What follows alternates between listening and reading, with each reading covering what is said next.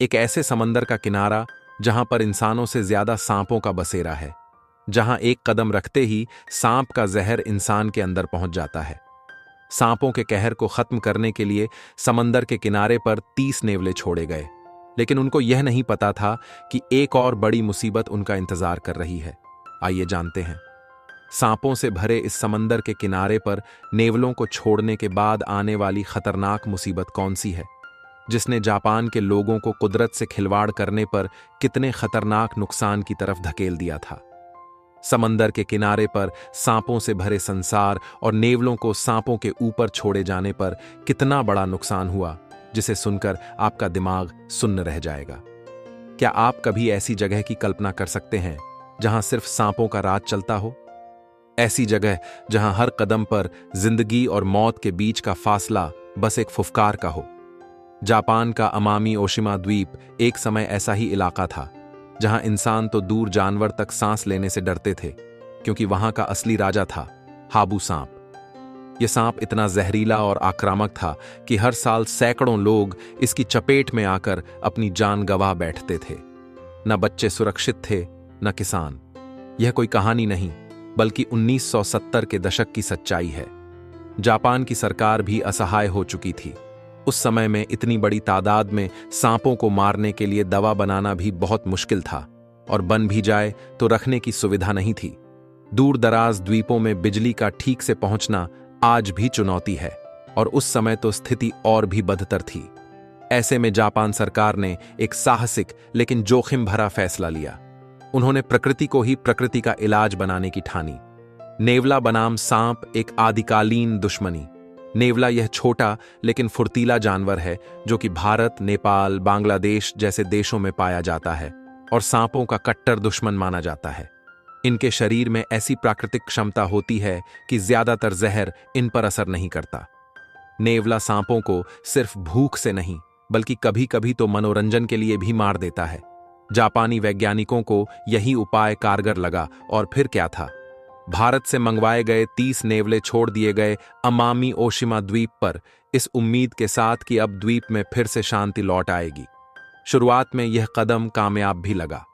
सांप कुछ समय तक कम नजर आए, लोग थोड़े निडर हुए और सरकार को लगा कि मिशन सफल रहा।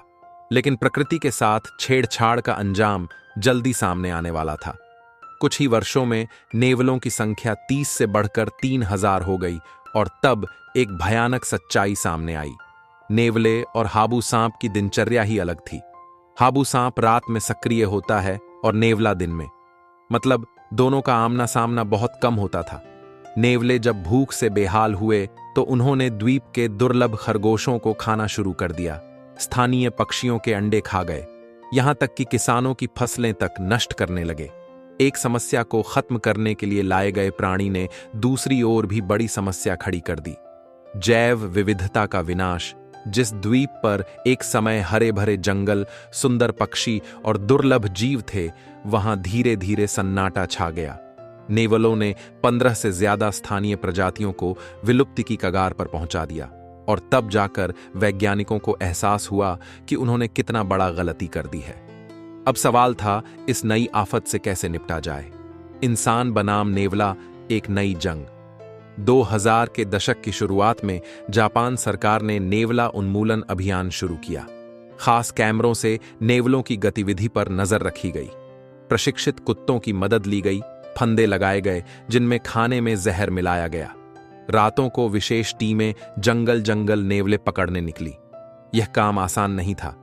नेवले छोटे होते हैं, तेज दौड़ते हैं और जंगल में छिपना जानते हैं, लेकिन जापान ने हार नहीं मानी। करीब 18 साल तक चले इस अभियान के बाद 2018 में जापान ने घोषणा की कि अमामी ओशिमा अब नेवला मुक्त है। इस अभियान में लगभग 5600 नेवलों को पकड़ा या मार गिराया गया। शायद सुनने में यह क्रूर लगे, लेकिन जब पूरे द्वीप की प्रकृति और परिस्थितियां संकट में हो, तब कुछ कठोर कदम उठाना जरूरी हो जाते हैं। क्या सब कुछ अब सामान्य है? नहीं। हालांकि नेवले अब वहां नहीं है, लेकिन उनके छोड़े गए निशान आज भी मौजूद है। द्वीप की जैव विविधता अब भी पूरी तरह से नहीं लौटी है। कुछ प्रजातियां हमेशा के लिए खो गईं। दूसरी प्रजातियों की संख्या अभी भी बहुत कम है। हाबू सांप और चूहे अभी भी मौजूद हैं, लेकिन अब वहां के लोग ज्यादा सतर्क हैं। उन्हें आसानी से एंटीवेनम मिल जाता है और जागरूकता के कारण मौतें बहुत कम हो गई हैं। इस कहानी से क्या सीख मिलती है? इंसान चाहे जितना भी होशियार हो जाए, प्रकृति के संतुलन से छेड़छाड़ का अंजाम अक्सर विनाशकारी ही होता है। कोई भी बदलाव सोच समझकर उसके दूरगामी प्रभावों को ध्यान में रखकर ही करना चाहिए। प्रकृति का संतुलन बेहद नाजुक होता है और अगर हमने उसमें लापरवाही दिखाई तो आने वाले वर्षों में इसके परिणाम हम सभी को भुगतने पड़ सकते हैं। अगर आप मानते हैं कि प्रकृति से छेड़छाड़ नहीं बल्कि सहयोग जरूरी है तो इस वीडियो को लाइक जरूर कर दें। दोस्तों, वीडियो से संबंधित कोई भी राय एवं सुझाव हो तो कृपया कमेंट सेक्शन में जरूर बताएं। ऐसे ही और रोमांचक वीडियो देखने के लिए हमारे चैनल को सब्सक्राइब अवश्य कर लें। वीडियो को अंत तक देखने के लिए आप सभी दोस्तों का धन्यवाद।